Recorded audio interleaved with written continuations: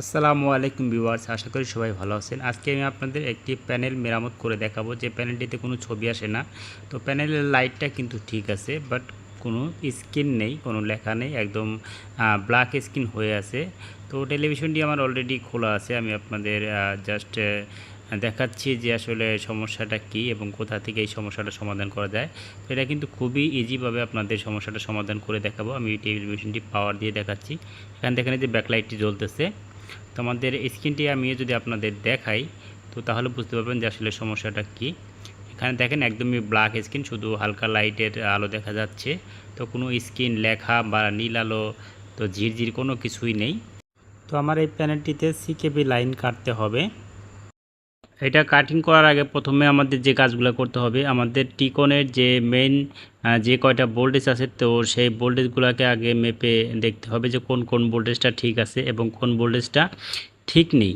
তো সেগুলো দেখে আপনাকে তারপরে আপনার ডিসিশন নিতে হবে যে এটা সিকেবি সমস্যা নাকি অন্য কোনো সমস্যা। ঠিক আছে।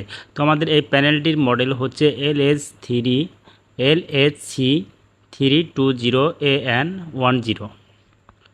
তো এটা এক কফের একটি প্যানেল।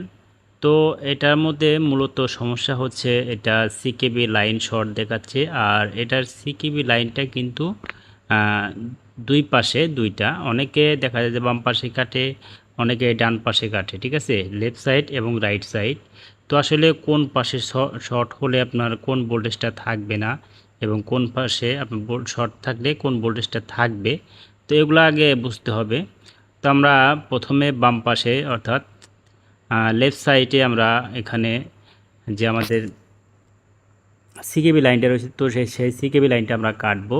তো 1 নম্বর থেকে 13 নম্বর আমরা বাদ দিয়ে আমরা এই 5টা লাইন কেটে ফেলবো। ঠিক আছে, এটা হচ্ছে আমাদের সিকেবি লাইন এবং ডান পাশেও আমাদের আছে। তো আমরা এই 5টা লাইন কেটে আমরা ভোল্টেজটা দেখব যে আমাদের টিকন বোর্ডে ভোল্টেজটা ঠিক আছে কিনা।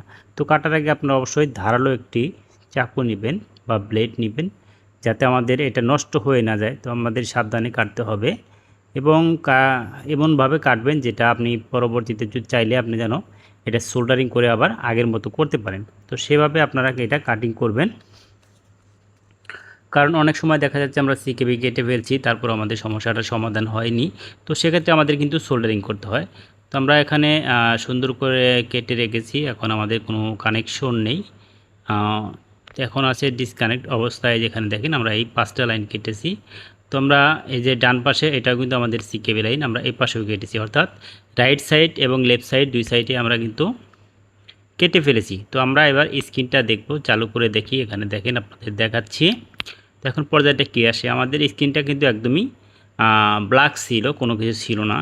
তো আমাদের এই যেখানে দেখেন স্ক্রিনটা কিছুটা পরিবর্তন হয়েছে।